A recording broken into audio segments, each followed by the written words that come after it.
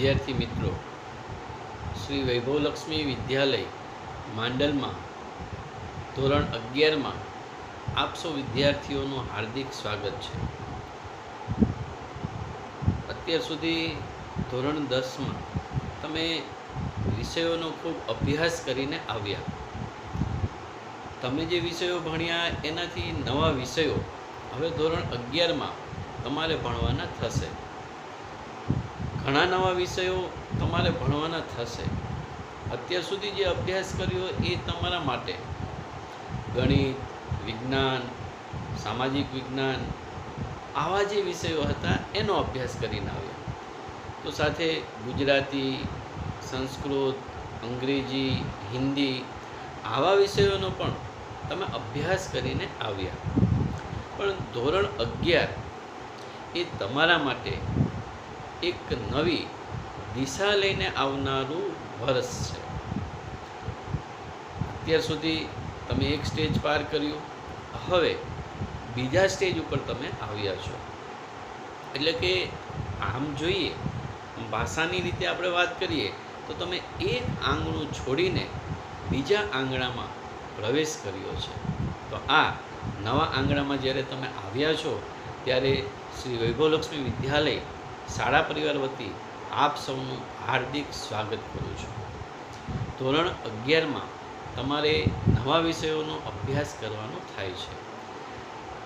કુલ 7 વિષયો હશે. મુખ્ય 7 વિષયો આપણા થાય છે: ગુજરાતી, સંસ્કૃત, અંગ્રેજી, હિન્દી, તત્વજ્ઞાન, સમાજશાસ્ત્ર અને ભૂગોળ. આ 7 વિષયોનો તમારે અભ્યાસ કરવાનો ધોરણ 12 સુધી થાય છે.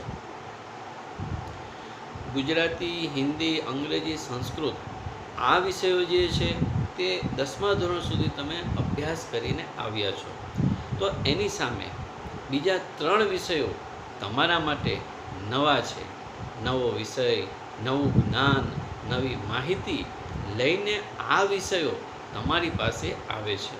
તમારે જિજ્ઞાસા થતી હશે, શું હશે, કેવું ભણવાનું થશે, કેવું વિષય વસ્તુ હશે, એના વિચારો મનમાં આવતા હશે.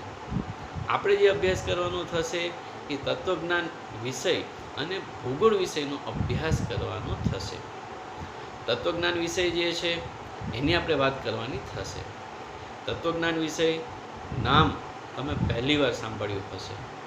ઘણા બધા નવા વિચારો આ વિષયમાં કરવાના થાય છે. ઘણી બધી નવી બાબતો તમારે આ વિષયમાં ભણવાની થશે.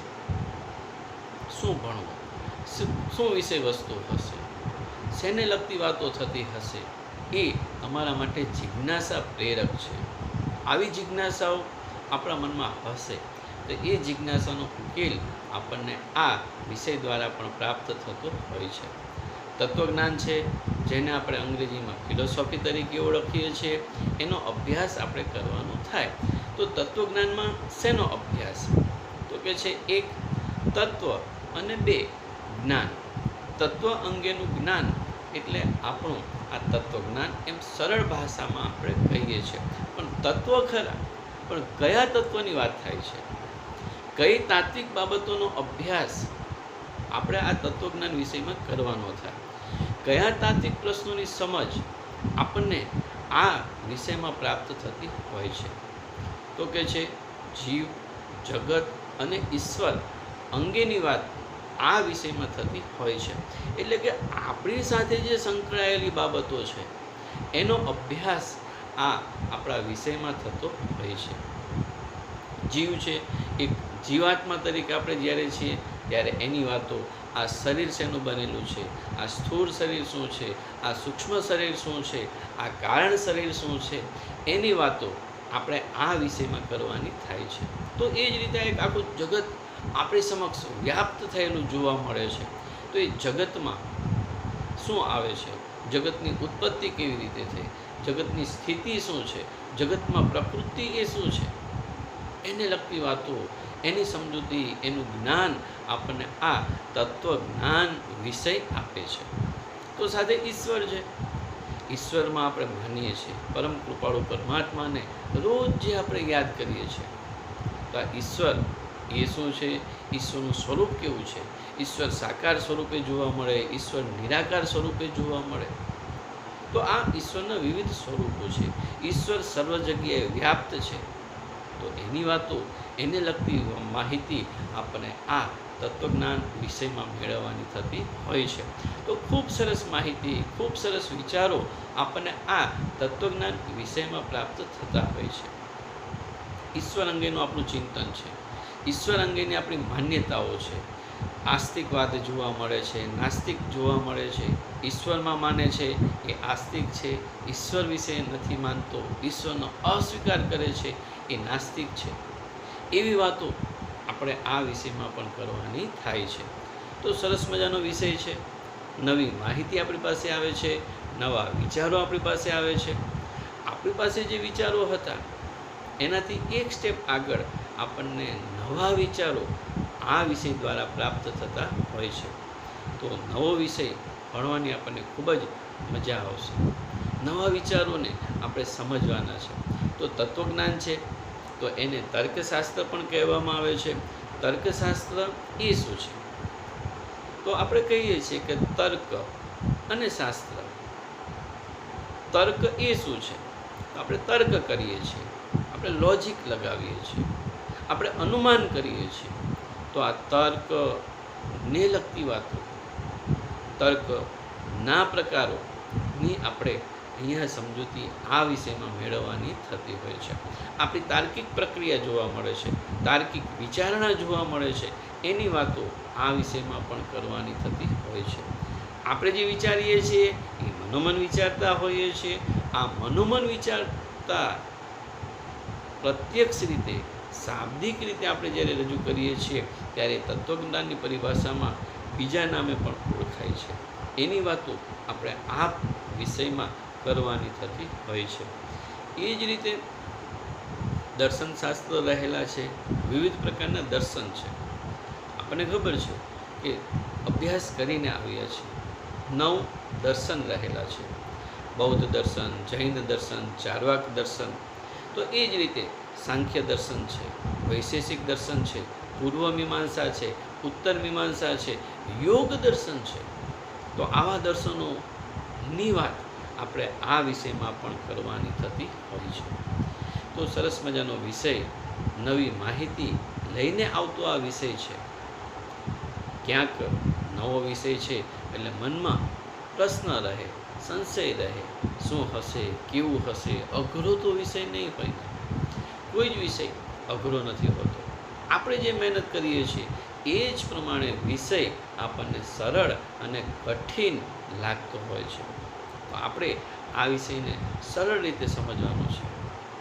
તો તર્કશાસ્ત્ર એ શું છે એની વાત આપણે આ પ્રકરણમાં કરવાની થાય છે. એટલે કે તર્કશાસ્ત્રની સમજ. તર્કશાસ્ત્રની સમજ એ આપણું પહેલું પ્રકરણ રહેલું છે. તો તર્કશાસ્ત્ર એ શું છે? તો કે છે તર્કશાસ્ત્ર એ એક વિજ્ઞાન છે. જેમ વિજ્ઞાન સંશોધન કરે છે, અભ્યાસ કરે છે, એ જ રીતે તર્કશાસ્ત્ર પણ એક અભ્યાસ કરે છે. શેનો અભ્યાસ કરે છે? તો કે છે તાત્વિક પ્રશ્નો અંગેનો અભ્યાસ આ તર્કશાસ્ત્ર કરે છે. તર્કશાસ્ત્ર એક વિજ્ઞાન છે. તો જેમ વિજ્ઞાન પદ્ધતિસરનો અભ્યાસ કરે છે, તો એ જ રીતે તર્કશાસ્ત્ર પણ પદ્ધતિસરનો અભ્યાસ કરે છે. વિજ્ઞાન એ શું છે એ સમજીએ અને એ આધારે તર્કશાસ્ત્રની સમજૂતી મેળવવાની થાય. તો વિજ્ઞાન એટલે શું? તો અહીંયા વિજ્ઞાનની એક વ્યાખ્યા આપણી પાસે છે કે વિજ્ઞાન એટલે પદ્ધતિસરના અભ્યાસ દ્વારા પ્રાપ્ત થયેલું અમુક ચોક્કસ વિષયનું એકત્રિત અને વ્યવસ્થિત જ્ઞાન. વિજ્ઞાન એ શું છે? તો કે છે એક, એ વિજ્ઞાન એ વ્યવસ્થિત જ્ઞાન છે. વ્યવસ્થિત જ્ઞાન છે. આ વ્યવસ્થિત જ્ઞાન કેવી રીતે છે? તો કે છે એકત્રિત થયેલું વ્યવસ્થિત જ્ઞાન. હવે વ્યવસ્થિત જ્ઞાન, માહિતી એકત્રિત કરવામાં આવે છે. તો આ એકત્રિત શું છે? વ્યવસ્થિત જ્ઞાન કોનું છે? તો કહે ચોક્કસ વિષયનું વ્યવસ્થિત જ્ઞાન એ વિજ્ઞાન છે એમ કહેવાય. ચોક્કસ વિષય હોય છે. નિશ્ચિત વિષય હોય છે. નિશ્ચિત વિષય વિશે માહિતી એકત્રિત કરવામાં આવે, એ માહિતીના આધારે સંશોધનો થતા હોય છે. સંશોધનના આધારે એની અભ્યાસ પદ્ધતિઓ બનતી હોય છે. આ અભ્યાસના આધારે અવલોકન થતું હોય છે. અવલોકનના આધારે કોઈ નિર્ણય ઉપર આપણે આવતા હોઈએ છીએ. તો વિજ્ઞાન એ વ્યવસ્થિત જ્ઞાન છે. વ્યવસ્થિત જ્ઞાન ખરું, પણ કોનું? તો કહે છે કોઈ ચોક્કસ વિષયનો સંશોધક છે, એ વિષય નક્કી કરે છે અને વિષય અંગે એ વ્યવસ્થિત જ્ઞાન એકત્રિત કરે છે, ત્યારે એ વિજ્ઞાન છે એમ કહેવાય. વિજ્ઞાનમાં આ વ્યાખ્યાના આધારે 4 બાબત આપણને જોવા મળે છે. 1, વિજ્ઞાનમાં વિષય નિશ્ચિત હોય છે. 2, વિજ્ઞાનમાં વિષય અંગેની માહિતી હોય છે. 3, વિજ્ઞાન દ્વારા પ્રાપ્ત થતી માહિતી પદ્ધતિસરની હોય છે. અને 4, વિજ્ઞાન દ્વારા જે માહિતી પ્રાપ્ત થાય છે એ પ્રમાણભૂત જોવા મળતી હોય છે. તો પ્રત્યેક વિજ્ઞાન એક નિશ્ચિત અભ્યાસ કરે છે. વિજ્ઞાન છે, વિજ્ઞાન ઘણા બધા પ્રકારે આપણે આપી શકીએ. આપણે વાત કરીએ કે નિશ્ચિત વિષયનું ચોક્કસ જ્ઞાન પ્રાપ્ત કરવું, ચોક્કસ વિષયનું નિશ્ચિત વિષયનું વ્યવસ્થિત જ્ઞાન પ્રાપ્ત કરવાનું કામ આ વિજ્ઞાનનું છે. તો આ વિજ્ઞાનના વિષયો નક્કી હોય છે અને એ આધારે વ્યવસ્થિત જ્ઞાન એ પ્રાપ્ત કરે છે. તો વિષયો કયા છે? એ વિષયના આધારે વિજ્ઞાનના પ્રકાર પડે છે. કયા વિષયની માહિતી એકત્રિત કરે છે એ આધારે વિજ્ઞાનનો પ્રકાર નક્કી થતો હોય છે. જીવ વિજ્ઞાન છે તો જીવ વિષય અંગેની માહિતી એકત્રિત કરે છે. ભૌતિક વિજ્ઞાન છે તો એ ભૌતિક બાબતો જે છે એને લગતી માહિતી એકત્રિત કરે છે. રસાયણ વિજ્ઞાન છે તો એ વિવિધ પ્રકારના જે રસાયણો છે એની એ માહિતી એકત્રિત કરે છે અને એનું જ્ઞાન આપણા સુધી પહોંચે છે. તો રસાયણ વિજ્ઞાન, ભૌતિક વિજ્ઞાન, જીવ વિજ્ઞાન, મનોવિજ્ઞાન છે, તત્વજ્ઞાન છે, સમાજશાસ્ત્ર છે, આ બધા જ એક પ્રકારના વિજ્ઞાન છે. અને આ વિજ્ઞાન પણ કોઈ ચોક્કસ વિષય અંગેનું જ્ઞાન પ્રાપ્ત કરે છે. તત્વજ્ઞાન એ પણ એક વિજ્ઞાન છે, તો એ પણ ચોક્કસ વિષય અંગેનું જ્ઞાન પ્રાપ્ત કરે છે. ચોક્કસ વિષય કયા? તો કે છે જીવ, જગત, ઈશ્વર અંગેની માહિતી પ્રાપ્ત કરવી, એના વિશેના વિચારો, એના વિશેનું જ્ઞાન પ્રાપ્ત કરવું, એ આ તત્વજ્ઞાનનું ઉદ્દેશ્ય છે એમ કહી શકાતું હોય છે. તત્વજ્ઞાન છે તો તત્વજ્ઞાનમાં આપણે તર્કશાસ્ત્રની સમજ મેળવીએ છીએ. તો તર્કશાસ્ત્રને પણ એક વિજ્ઞાન કહેવામાં આવે છે. તો તર્કશાસ્ત્ર શેનો અભ્યાસ કરે છે? તર્કશાસ્ત્ર કેવી બાબતોનો અભ્યાસ કરે છે? તો કહે તર્કશાસ્ત્ર વિચારણાનો અભ્યાસ કરે છે. વિચારણા ખરી, પણ કેવી વિચારણા? તો કે છે તાર્કિક વિચારણાનો અભ્યાસ આ તર્કશાસ્ત્ર કરે છે. તો તર્કશાસ્ત્રનો અભ્યાસ વિષય છે તાર્કિક વિચારણા એમ આપણે કહી શકીએ. તર્કશાસ્ત્ર માટે અંગ્રેજી શબ્દ છે લોજિક. લોજિક શબ્દ જે છે એ લોગોસ શબ્દ ઉપરથી ઉતરી આવ્યો છે. લોગોસ શબ્દ જે છે એ લેટિન ભાષાનો શબ્દ છે. તો લેટિન ભાષામાં આ લોગોસ શબ્દનો અર્થ શું થાય? તો કહે ભાષા અને વિચારણા. લોજિક શબ્દ તર્કશાસ્ત્ર માટેનો છે, એટલે કે તર્કશાસ્ત્રને અંગ્રેજીમાં લોજિક કહે છે. લોજિક શબ્દ લોગોસ શબ્દ ઉપરથી ઉતરી આવે છે અને આ લોગોસ શબ્દનો અર્થ થાય છે ભાષા અને વિચારણા. તર્કશાસ્ત્રમાં ભાષાનું મહત્ત્વ નથી, પણ વિચારણાનું મહત્ત્વ છે. માનવીના વિચારો જે રજૂ થાય છે એનું મહત્ત્વ તર્કશાસ્ત્રમાં જોવા મળે છે. ભાષા અને વિચાર એ બંને એકબીજા સાથે સંકળાયેલા છે. બંને વચ્ચે એક સૂક્ષ્મ કહી શકાય એવો ભેદ છે. એટલે ભાષા અને વિચારણાને જુદા પાડી શકાતા નથી. આપણે વિચારીએ છીએ ખરા, પણ વિચાર શેમાં આવે છે? વિચાર એ આપણને ભાષામાં જોવા મળતા હોય છે. ભાષાના પ્રતીકો છે. ભાષામાં અક્ષરો છે, આ વિવિધ અક્ષરો, શબ્દો, સમૂહ બને છે, વાક્ય બને છે, અને એ વાક્ય આપણા વિચાર સ્વરૂપે જોવા મળતા હોય છે. એટલે વિચાર અને ભાષા વચ્ચે સૂક્ષ્મ કહી શકાય એવું ભેદ છે. વિચારીએ છીએ ભાષા દ્વારા જ, ભાષા જે છે એ વિચારોમાં જોવા મળતી હોય છે. એટલે કે આપણા વિચારોની અભિવ્યક્તિ ભાષા દ્વારા જ થતી હોય છે. પણ તર્કશાસ્ત્ર જે છે મહત્ત્વ આપે છે વિચારણાને. વિચારણાથી જ આપણે આગળ વધી શકતા હોઈએ છીએ. આપણા વિચારો જ માનવને આગળ લઈ જાય છે. એટલે કે માનવી પાસે વિચાર શક્તિ છે અને માટે એણે પ્રગતિ કરી છે. તો આવા વિવિધ પ્રકારના વિચારણાનો અભ્યાસ આ તર્કશાસ્ત્રમાં કરવામાં આવે છે. તો વિચારણા એટલે શું એ આપણા મનમાં જાગે. વિચારણા કોને કહેવી, વિચારણા એટલે શું? તો અહીંયા આગળ તર્કશાસ્ત્રીઓ વિચારણાની વ્યાખ્યા આપણને આપે છે કે વિચારણા એટલે સત્ય જ્ઞાન પ્રાપ્ત કરવાના હેતુથી કરવામાં આવતી માનસિક પ્રવૃત્તિ. ફરીવાર બોલો. વિચારણા એટલે સત્ય જ્ઞાન પ્રાપ્ત કરવાના હેતુથી કરવામાં આવતી માનસિક પ્રવૃત્તિ. વિચારણા એ શું છે તો એને સમજીએ. વિચારણા કોને કહેવી? તો કે જે વિચારણા એ એક માનસિક પ્રવૃત્તિ છે. માનસિક પ્રવૃત્તિ એટલે આપણે બે પ્રકારની પ્રવૃત્તિ છે. એક શારીરિક પ્રવૃત્તિ છે અને બીજી માનસિક પ્રવૃત્તિ છે. શારીરિક પ્રવૃત્તિમાં શું છે? આપણે ક્રિયાઓ કરીએ છીએ, ચાલવું, દોડવું, બેસવું, કૂદવું, આ બધી જ આપણી શારીરિક ક્રિયાઓ છે. તો એ જ રીતે માનસિક પ્રક્રિયાઓ જોવા મળે છે, આપણી માનસિક પ્રવૃત્તિ જોવા મળે છે.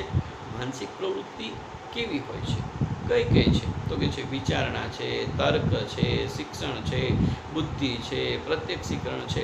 આ બધી જ આપણી માનસિક પ્રવૃત્તિઓ છે. અને આ માનસિક પ્રવૃત્તિ થાય છે ખરી, પણ શેના માટે? તો કે છે સત્ય જ્ઞાન પ્રાપ્ત કરવા માટે જે માનસિક પ્રવૃત્તિ કરવામાં આવે છે એને વિચારણા તરીકે ઓળખવામાં આવે છે.